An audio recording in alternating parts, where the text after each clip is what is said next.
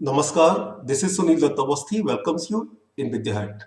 In the series of idioms and phrases, today we will discuss number I11.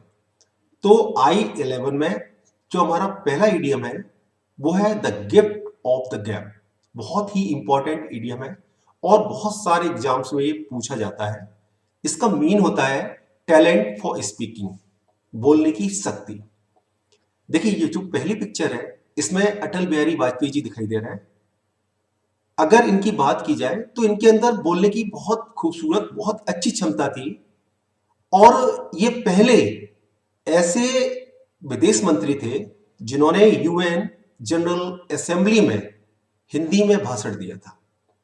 तो ये इनकी बोलने की क्षमता थी कि इन्होंने हिंदी में यूएन जनरल असेंबली में जाकर भाषण दिया और लोगों को प्रभावित किया।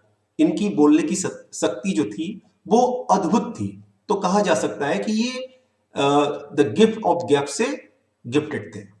तो देखिए, Atal Bihari Vajpayee owing to the gift of the gap was the first external affairs minister to deliver a speech in Hindi at the UN General Assembly. Owing to माने के कारण अटल बिहारी वाजपेयी बोलने की शक्ति होने के कारण वॉज माने थे the first external affairs minister. External affairs minister हमारे यहाँ कहा जाता है विदेश मंत्री को। तो ये क्या थे बोलने की शक्ति के कारण?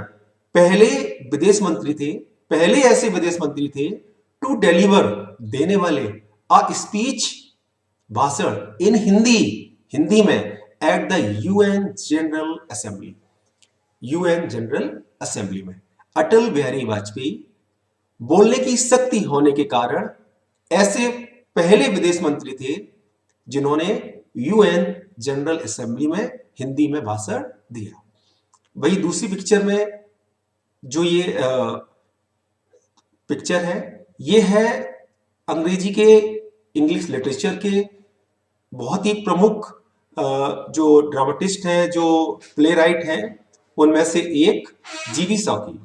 तो अगर इनके बारे में कहा जाए तो ऐसा कहा गया है कि ये भी जो क्षमता इनकी भी रही है, ये बहुत ही अद्भुत क्षमता के व्यक्ति रहे हैं बोलने में, बहुत ही अद्भुत क्षमता के व्यक्ति ये भी रहे हैं।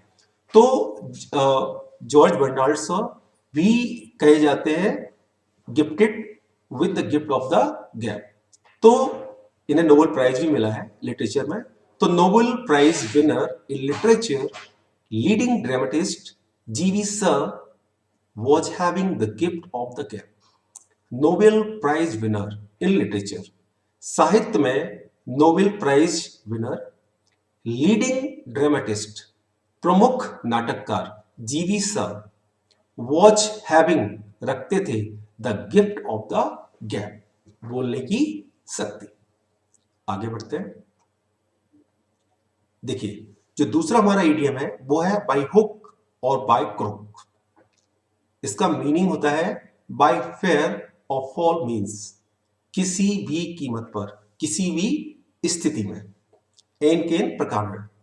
तो आप ये पिक्चर्स देख रहे हैं, चाणक्य की पिक्चर है ये। चाणक्य ये बहुत ही अपनी नीति के बारे में बहुत ही अद्भुत व्यक्ति माने जाते हैं, बहुत ही चतुर व्यक्ति माने जाते हैं।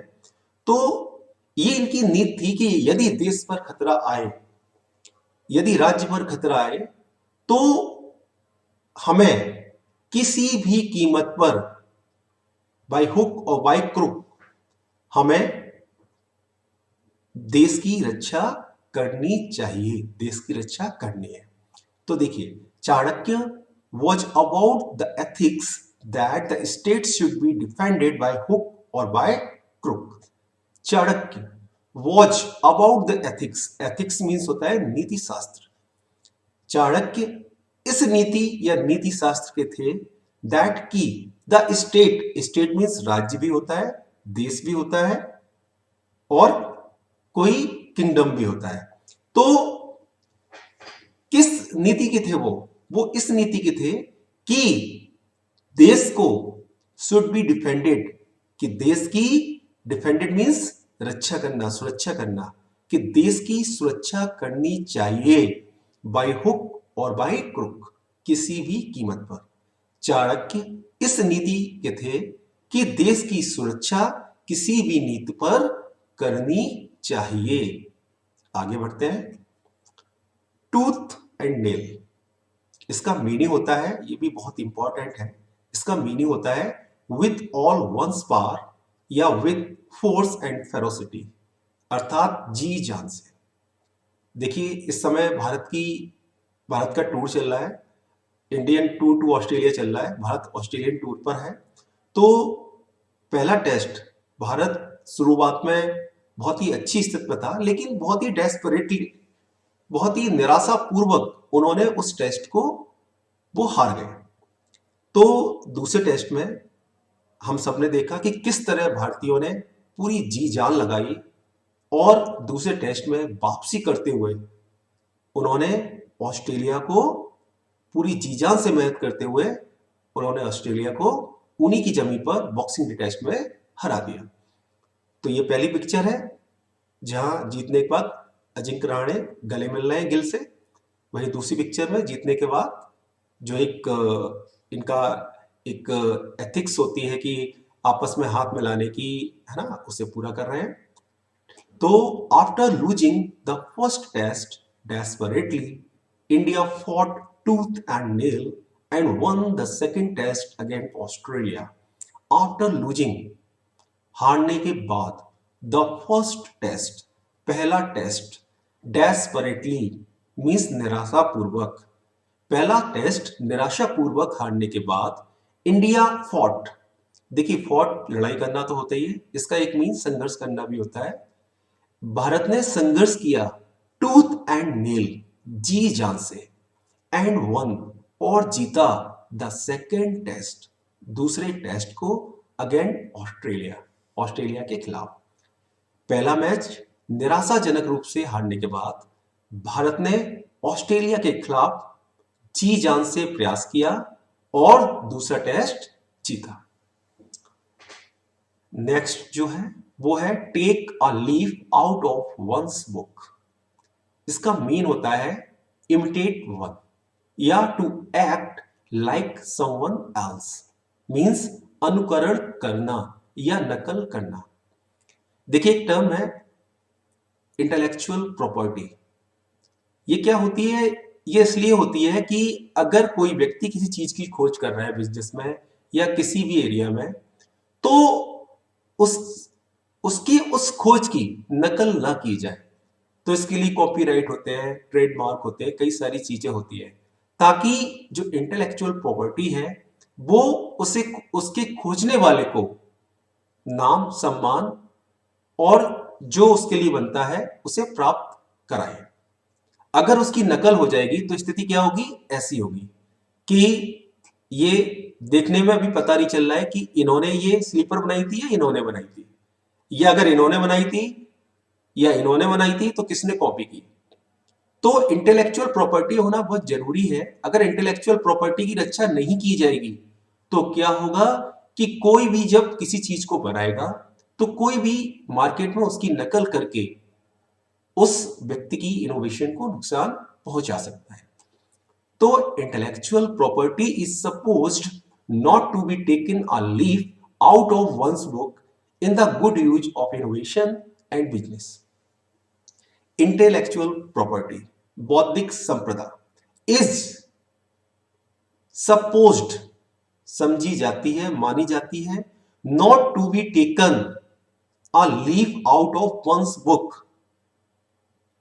इंटेलेक्चुअल प्रॉपर्टी को माना जाता है कि उसकी नकल ना की जाए इन द गुड यूज, हित में, अच्छे उपयोग में, ऑफ इनोवेशन, नवाचार में, एंड बिजनेस और व्यापार में, व्यापार एवं नवाचार में, व्यापार एवं नवाचार के हित में माना जाता है कि इंटेलेक्चुअल प्रॉपर्टी की नकल ना की जाए। आगे देखते हैं। अ मैन ऑफ स्ट्रॉ, अर्थात a man of no substance, कमजोर व्यक्ति, कमजोर आदमी, अविश्वासी मनुष्य, अविश्वासी व्यक्ति।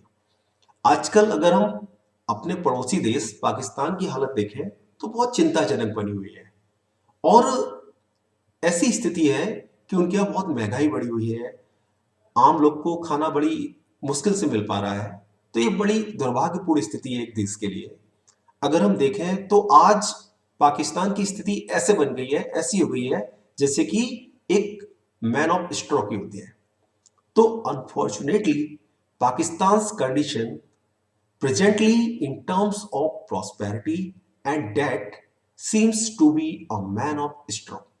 Unfortunately, दुर्भाग्यपूर्वक पाकिस्तान's कंडीशन, पाकिस्तान की स्थिति प्रेजेंटली वर्तमान समय में इन टर्म्स ऑफ मीन्स होता है के रूप में या के अनुसार, किसके रूप में? प्रॉस्पेरिटी, संपन्नता, एंड डेट मीन्स कर्ज। दुर्भाग्यपूर्वक आज की स्थिति में, वर्तमान परिस्थितियों में पाकिस्तान की स्थिति, दुर्भाग्यपूर्वक पाकिस्तान की स्थिति संपन्नता एवं कर्ज के रूप में आज कैसी है? सीम्स टू बी, प्रतीत होती है, अ मैन ऑफ स्ट्रॉ, कमजोर व्यक्ति जैसे। दुर्भाग्यवश आज की स्थिति में पाकिस्तान की कंडीशन प्रॉस्पेरिटी और डेट के मामले में एक कमजोर व्यक्ति सी प्रतीत होती है। Thank you very much, thanks for watching. जय हिंद।